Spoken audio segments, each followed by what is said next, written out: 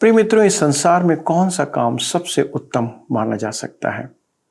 ऐसे बहुत से काम और बहुत सी सेवाएं हैं, परंतु सबसे उत्तम कार्य है परमेश्वर की सेवा करना। यदि हम इस पृथ्वी पर रहते हुए परमेश्वर की सेवा कर सकें तो इससे उत्तम और सौभाग्य हमारा कुछ नहीं हो सकता। परंतु जब परमेश्वर की सेवा की बात आती है तो कुछ बातें हैं जिसे ध्यान रखना आवश्यक है, जो परमेश्वर चाहता है कि मनुष्य इस बात को ध्यान रखे। दोस्तों, क्या आप जानना चाहते हैं कि वे कौन सी बातें हैं जो परमेश्वर हमारे जीवन में देखना चाहता है, जिससे कि हम पहले उसको ध्यान रखें और फिर उसकी सेवा में आए? आइए दोस्तों, मेरे साथ इस अध्ययन में शामिल हो जाइए और जानिए कि वो कौन सी मुख्य बातें हैं जो परमेश्वर चाहता है और हम उसे इस अध्ययन में देख सकते हैं।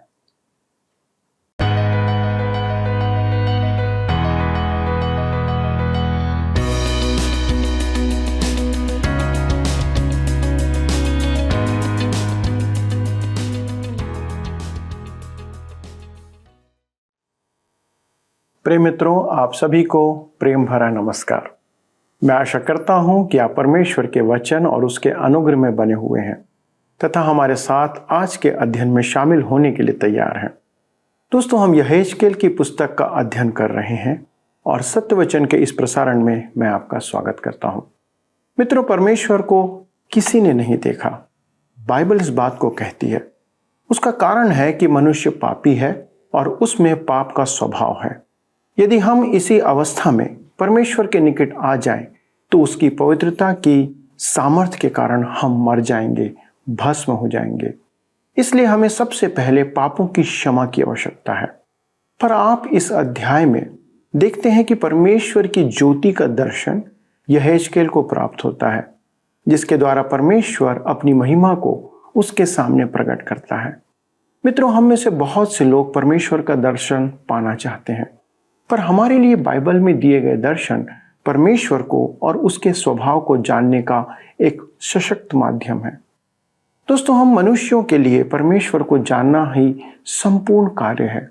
इसलिए पौलुस अपने फिलिपियों को लिखे पत्र के 3 अध्याय के 10वें पद में कहता है, मैं उसको और उसके मृत्युंजय की सामर्थ को जानूं।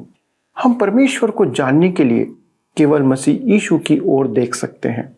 संसार में अब तक और कोई दूसरा नहीं हुआ जिसके द्वारा हम परमेश्वर को जान सकें। तो चलिए मित्रों, अपने अध्ययन में आगे बढ़ते हुए हम परमेश्वर को निकटता से जानने का प्रयास करते हैं। मित्रों, आइए आज हम अपने अध्ययन में आगे बढ़ेंगे और यहेजकेल की पुस्तक 1 अध्याय उसके 11 पद से अपने अध्ययन को आगे बढ़ाएंगे। तो आइए हम पढ़ते हैं यहेजकेल 1 अध्याय उसके 11 और 12 पद। यहाँ पर इस प्रकार से लिखा है, उनके चेहरे ऐसे ही थे, उनके मुख और पंख ऊपर की ओर अलग अलग थे। हर एक जीवधारी के 2-2 पंख थे, जो एक दूसरे के पंखों से मिले हुए थे, और 2-2 पंखों से उनका शरीर ढंपा हुआ था। वे सीधे अपने अपने सामने ही चलते थे। जिधर आत्मा जाना चाहता था वे उधर ही जाते थे और चलते समय मुड़ते नहीं थे। मेरे मित्रों, परमेश्वर आज संसार में अपना उद्देश्य पूरा करने के लिए अटल दृढ़ संकल्प के साथ आगे बढ़ रहा है। उसे रोकने वाला कोई नहीं है, उसे अपने मार्ग से हटाने वाला कोई नहीं है। यहेजकेल 1 उसके 13 और 14 पद में लिखा है, जीवधारियों के रूप अंगारों और जलती हुई मशालों के समान दिखाई देते थे, और वह आग जीवधारियों के बीच इधर उधर चलती फिरती हुई बड़ा प्रकाश देती रही, और उस आग से बिजली निकलती थी, और जीवधारियों का चलना फिरना बिजली का सा था। पहला यूहन्ना की पत्री 1 अध्याय उसके 5 पद में धर्मशास्त्र कहता है कि परमेश्वर ज्योति है। यह परमेश्वर की महिमा का अद्भुत दर्शन है, परमेश्वर के व्यक्तित्व का दर्शन। यूहन्ना रचित सुसमाचार 8 अध्याय उसके 12 पद में प्रभु यीशु ने कहा, जगत की ज्योति मैं हूं। इससे हमें क्या प्रकाशन प्राप्त होता है? इससे परमेश्वर की धार्मिकता और पवित्रता प्रकट होती है। पहला यूहन्ना की पत्री 1 अध्याय उसके 7 पद में लिखा है, यदि जैसा वह ज्योति में है वैसे ही हम भी ज्योति में चलें तो एक दूसरे से सहभागिता रखते हैं, और उसके पुत्र यीशु का लहू हमें सब पापों से शुद्ध करता है। जी हाँ, यदि हम प्रभु यीशु के लहू से उद्धार पाकर उसकी धार्मिकता में ढके ना हो तो परमेश्वर की पवित्रता हमें भस्म कर देगी। इस दर्शन में परमेश्वर दिखाई नहीं दे रहा था, उसका केवल प्रकाशन दिखाई दे रहा था। यह सच है कि किसी ने कभी परमेश्वर को नहीं देखा। निर्गमन की पुस्तक 33 अध्याय उसके 18 से 23 पद में मूसा ने कहा था, मुझे अपना तेज दिखा दे। उसने अपने आप को चट्टान की दरार में रखा। फिर उसने कहा, तू मेरे मुख का दर्शन करके जीवित नहीं रह सकता। अतः हम नहीं जानते कि परमेश्वर कैसा दिखता है। हम तो यह भी नहीं जानते कि प्रभु यीशु कैसा दिखता था, परंतु मनुष्य के मन में परमेश्वर को देखने की एक लालसा बनी रहती है। मूर्तियां जो कि परमेश्वर का स्वरूप नहीं है, वे प्रकट करती है कि मनुष्य परमेश्वर को देखना चाहता है। तथापि परमेश्वर ने यही चुना कि मनुष्य को अपना चेहरा ना दिखाए। यहेजकेल की पुस्तक 1 अध्याय उसके 15 और 16 पद में लिखा है, जब मैं जीवधारियों को देख ही रहा था तो क्या देखा कि भूमि पर उनके पास चारों मुखों की गिनती के अनुसार एक एक पहिया था। पहियों का रूप और बनावट फिरोजे की सी थी और चारों का एक ही रूप था, और उनका रूप और बनावट ऐसी थी जैसे एक पहिए के बीच दूसरा पहिया हो। मेरे मित्रों, मैं फिर कहता हूं कि यह भविष्यवाणी पहिए के आविष्कार के वर्तमान तकनीकी युग की नहीं है। निसंदेह आरंभ में मनुष्य ने पेड़ के तने का एक टुकड़ा काटकर पहिए के समान उसे काम में लिया था। हमें पहिए के भीतर पहिए को समझने के लिए आगे पढ़ना होगा। लिखा है यहेजकेल 1 के 18 पद में, और उन चारों पहियों के घेरे बहुत बड़े और डरावने थे, और उनके घेरों में चारों ओर आंखें ही आंखें भरी हुई थीं। परमेश्वर बुद्धिमानी के उद्देश्य रखने वाला परमेश्वर है। हम जिस जगत में रहते हैं वह निरुद्देश्य और लक्ष्य रहित आगे नहीं बढ़ रहा है। परमेश्वर के पास उसके द्वारा रचे गए प्रत्येक अणु के लिए एक उद्देश्य है, एक योजना और एक कार्यक्रम है। हमारा जीवित रहना ही एक प्रमाण है कि हमें परमेश्वर के उद्देश्य को पूरा करना है। मेरे प्रियो, परमेश्वर अति बुद्धिमानी से इस संसार में अपना उद्देश्य पूरा कर रहा है। हम यहेजकेल नबी की पुस्तक 1 उसके 19 और 20 पद में पढ़ते हैं, और जब जीवधारी चलते थे तब पहिए भी उनके साथ चलते थे, और जब जीवधारी भूमि पर से उठते थे तब पहिए भी उठते थे। जिधर आत्मा जाना चाहती थी उधर ही वे जाते, और पहिए जीवधारियों के साथ उठते थे, क्योंकि उनकी आत्मा पहियों में थी। अब हमें स्पष्ट समझ में आता है कि ये पहिए परमेश्वर की अनंत क्रियाशीलता और ऊर्जा को प्रकट करता है। हमारा परमेश्वर सर्वशक्तिमान है। मत्ती सुसमाचार 28 अध्याय उसके 18 पद में प्रभु यीशु ने कहा है कि स्वर्ग और पृथ्वी का सारा अधिकार उसे दिया गया है। परमेश्वर कार्य कर रहा है और वह अपना उद्देश्य पूरा करेगा। प्रकाशित वाक्य के पुस्तक अध्याय 4 में हम यहेजकेल के दर्शन के सदृश 4 प्राणियों को देखते हैं। वे परमेश्वर के सिंहासन की रक्षा के निमित्त नियुक्त किए गए हैं। अपने इस सुरक्षा कार्य में वे 2 काम करते हैं। पहला, वे सिंहासन की रक्षा करते हैं, अर्थात वे पापी मनुष्य को परमेश्वर के सिंहासन के निकट नहीं आने देते हैं। दूसरा, वे परमेश्वर के निकट आने के लिए मनुष्य को मार्ग दर्शाते हैं। मुझे क्रूस के मार्ग से घर जाना है, दूसरा और कोई मार्ग नहीं है। करूब इस मार्ग को प्रकट करते हैं। मेरे विचार में यहेजकेल ने इससे कहीं अधिक महान दर्शन देखा था। उसने संपूर्ण संसार के ऊपर करूबों को देखा था जो इस पृथ्वी पर दया बरसा रहे थे। किसी ने कहा है, मनुष्य एक साधारण से ग्रह पर एक तिनका मात्र है, परंतु परमेश्वर ने प्रभु यीशु की मृत्यु के द्वारा इस संपूर्ण संसार को दया का आसन बना दिया है और वह आज इस संसार पर मंडलाता है कि मसीह के नाम में आने वाले प्रत्येक पापी को अपना ले। हम यहेजकेल की पुस्तक 1 अध्याय उसके 26 और 27 पद में पढ़ते हैं, और जो आकाश मंडल उनके सिरों के ऊपर था, उसके ऊपर मानो कुछ नीलम का बना हुआ सिंहासन था। इस सिंहासन के ऊपर मनुष्य के समान कोई दिखाई देता था।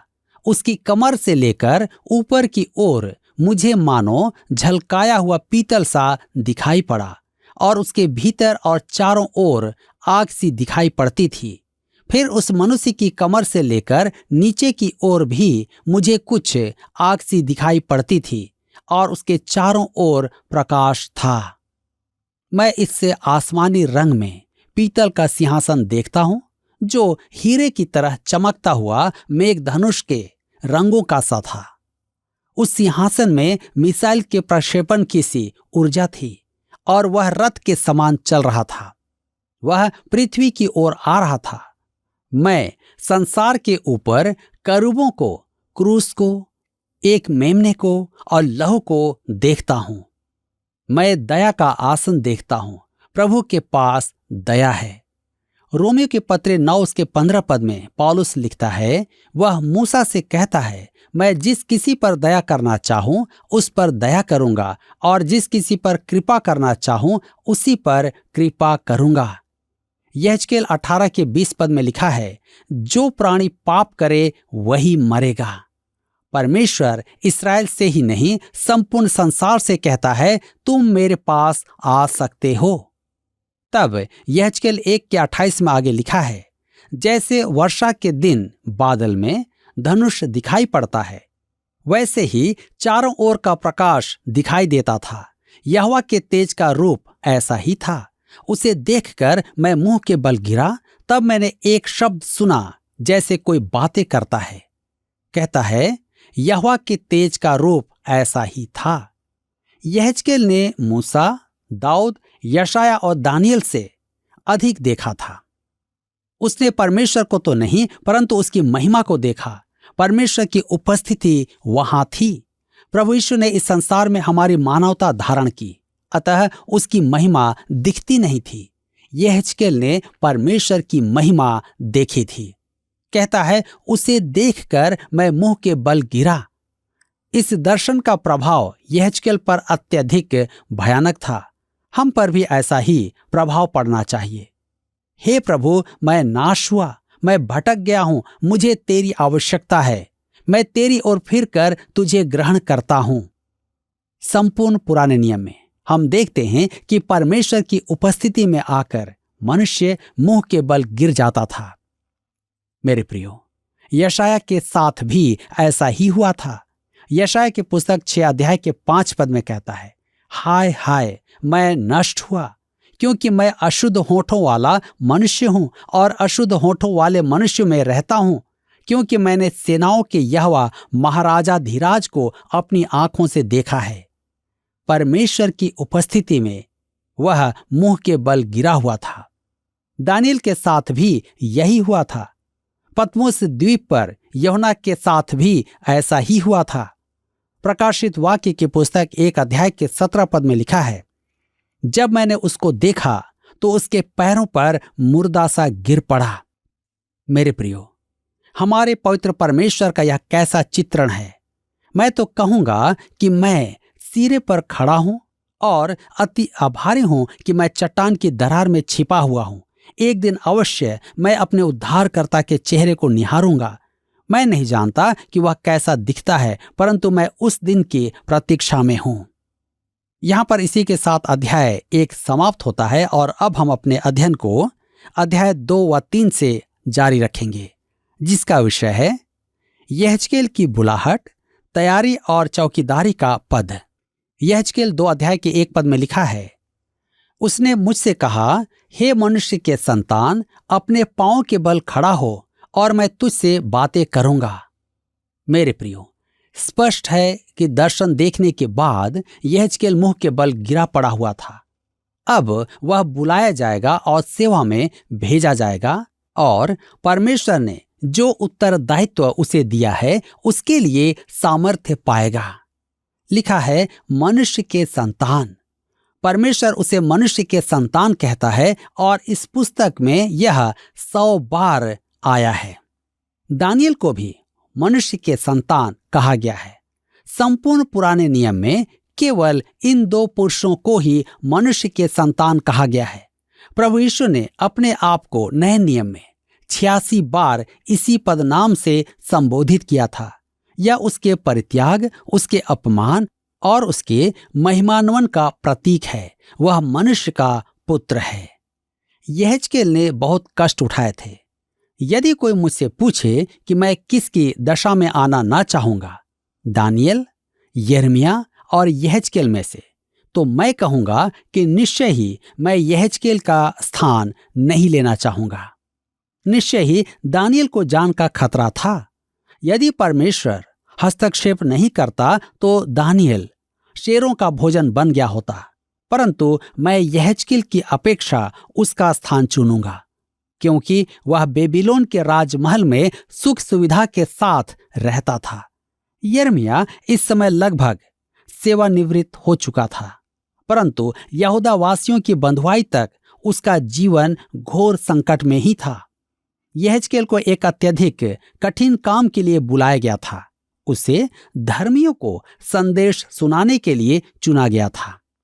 उसे ऐसे लोगों में भेजा गया था जो सोचते थे कि वे परमेश्वर के चुने हुए हैं, परंतु सच तो यह था कि वे परमेश्वर से विद्रोह कर रहे थे। परमेश्वर का आत्मा यहेजकेल में समाकर उसे सेवा के लिए तैयार करता है। आइए हम पढ़ें यहेजकेल 2 अध्याय के 2 पद। लिखा है, जैसे ही उसने मुझसे यह कहा, त्यों ही आत्मा ने मुझ में समाकर मुझे पांव के बल खड़ा कर दिया, और जो मुझसे बातें करता था मैंने उसकी सुनी। मेरे प्रियो, परमेश्वर के आत्मा ने उसे परमेश्वर द्वारा दिए गए उत्तरदायित्व को निभाने का सामर्थ्य प्रदान किया।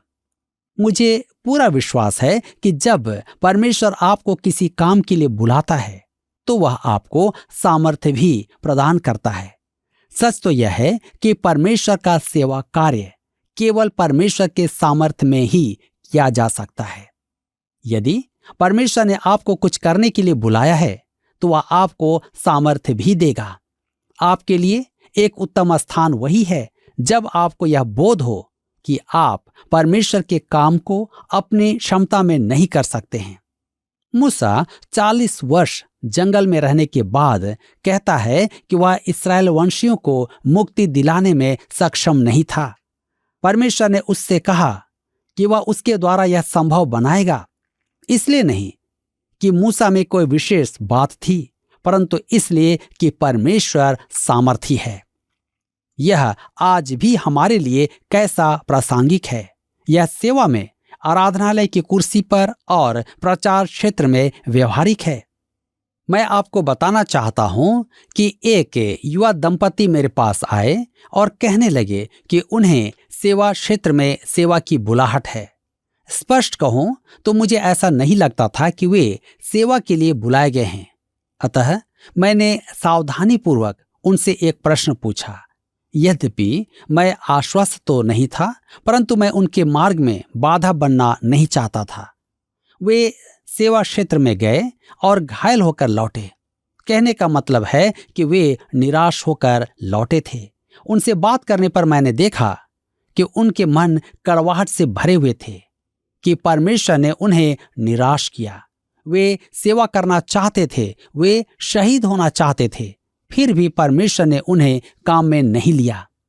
मैंने उनसे पूछा, क्या आपको कभी यह बोध हुआ कि यदि परमेश्वर आपको सेवा में नियुक्त करता तो वह आपको आवश्यक सामर्थ्य भी देता?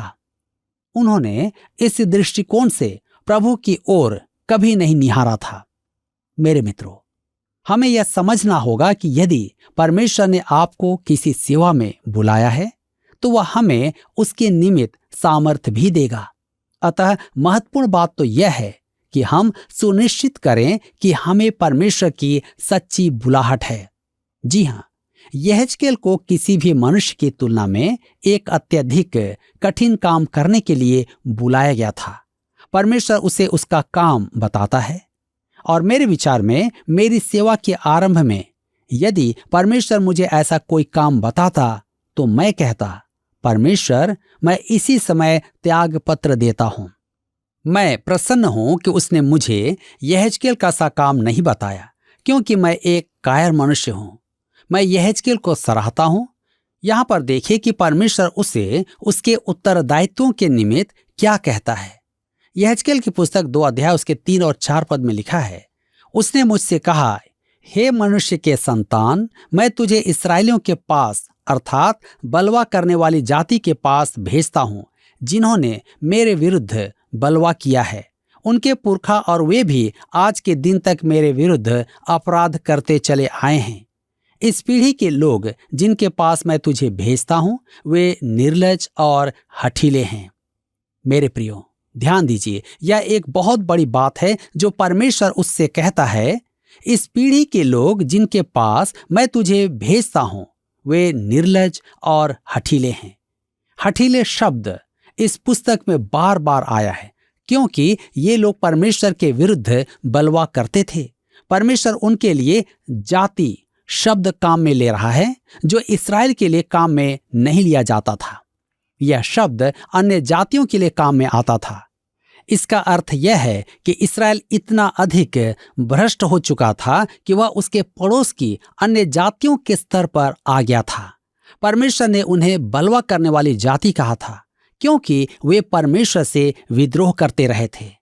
वे विवेकहीन संतान थे। मेरे मित्रों, आज सुसमाचार प्रचार के लिए सबसे कठोर मन के लोग कलीसिया के सदस्य हैं। वे जिन्होंने सुसमाचार और परमेश्वर के वचन का तिरस्कार किया है। कलीसिया का अंग होने के बाद भी वे परमेश्वर के वचन के विरोधी हैं। वे सोचते हैं कि मसीह कहलाने का अर्थ है अच्छे बालक बालिका। उनके लिए चर्च खेलना एक अच्छा खेल है। वे ऊपरी दिखावे का जीवन जीना चाहते हैं, जो देखने में अच्छा, निष्क्रिय और सुविधाजनक है। उन पर कोई उंगली न उठाए, बस यही बहुत है। वे सुन नहीं सकते यदि कोई उनसे कहे कि वे पापी हैं और उन्हें उद्धार की आवश्यकता है, उन्हें परमेश्वर की आज्ञाओं का पालन करना है। वे इतने कठोर हैं कि उन्हें वचन सुनाया जाना है। मैं सेवा करने वाले अपने भाइयों से सहानुभूति रखता हूं। आज वे गर्म तवे पर बैठे हैं। मैं प्रत्येक युवक से कहता हूं कि यदि कोई सेवा में आना चाहता है तो अपनी बुलाहट के प्रति स्पष्ट विचार कर ले। यदि वह बुलाहट के प्रति निश्चित नहीं है तो उचित होगा कि वह अन्य कोई काम करे। आज यदि आप परमेश्वर के वचन पर अटल रहना चाहते हैं तो कलीसियाई सेवा में रहना आसान नहीं है। जी हां, क्योंकि आज आप उनके बीच में हैं जो आपको नकारते हैं। किसी ने कहा है, कुछ लोग ऐसे हैं जैसे एक पत्थर को लेकर कुकर में डाल दें और जितनी भी आप सीटी बजाना चाहें आप बजा लें, परंतु पत्थर पिघलेगा नहीं। क्या आज आप वही पत्थर तो नहीं हैं? अवश्य ही अपने जीवन पर विचार करें। परमेश्वर आज के इस वचन के द्वारा आप सबको आशीष दे।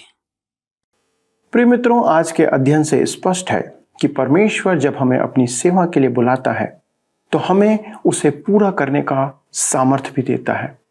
जैसे उसने यहेजकेल, दानियेल, यशाया और अन्य सेवकों के साथ किया था। आज बहुत से विश्वासी भावनाओं में आकर परमेश्वर की सेवा में आ जाते हैं और अंत में वे कहीं के नहीं रह जाते। दोस्तों, इसका अर्थ यह नहीं है कि हमें परमेश्वर सेवा करने नहीं देना चाहता, पर सबसे पहले यह आवश्यक है कि हम परमेश्वर को और उसकी बुलाहट को समझें। परमेश्वर के पास उसके अपने तरीके हैं और उसके तरीके से हमें आने की आवश्यकता है। फिर हम सेवा के लिए अपना जीवन दें। दोस्तों, आपने देखा कि जैसे ही यहेजकेल ने परमेश्वर का दर्शन पाया, वह मुंह के बल गिर पड़ा। यहाँ 2 बातें देखने को मिलती है।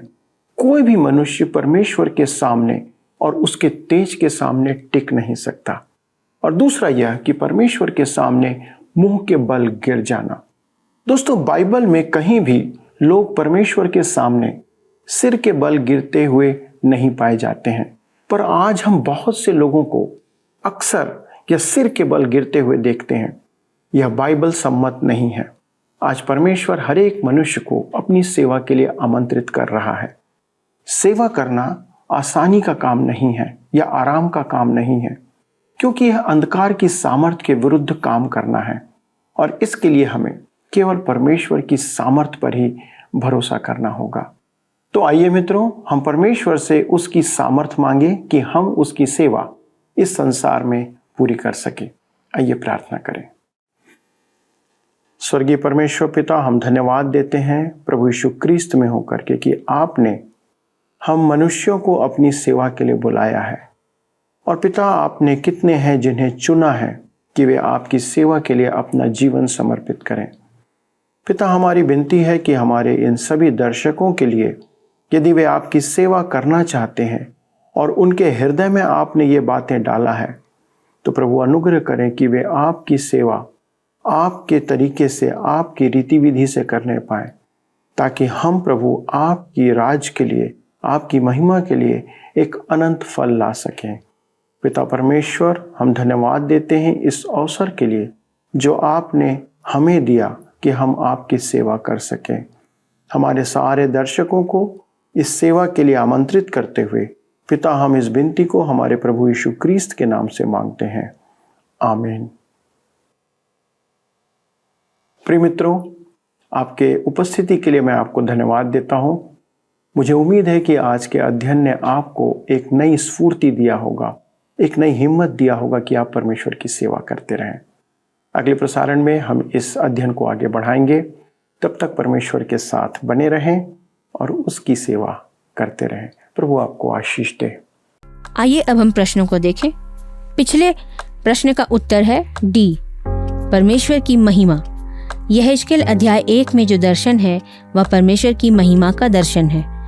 आज के अध्ययन पर आधारित प्रश्न है, पुराने नियम की पुस्तकों में केवल 2 पुरुषों को मनुष्य के संतान कहकर संबोधित किया गया है। एक है यहेजकेल और दूसरा है खालिस्तान। ए यीशु मसीह, बी मूसा, सी दानियल, डी दाऊद राजा। मित्रों, इस प्रश्न का उत्तर हमें कल सुबह 6 बजे से पहले विकल्प ए, बी, सी या डी के साथ अपना नाम, पता, स्थान के साथ 9651433397 पर SMS या व्हाट्सएप करें। क्या आपको यह कार्यक्रम पसंद आया? अभी हमें एक मिस कॉल करें और आप अगले विजेता हो सकते हैं।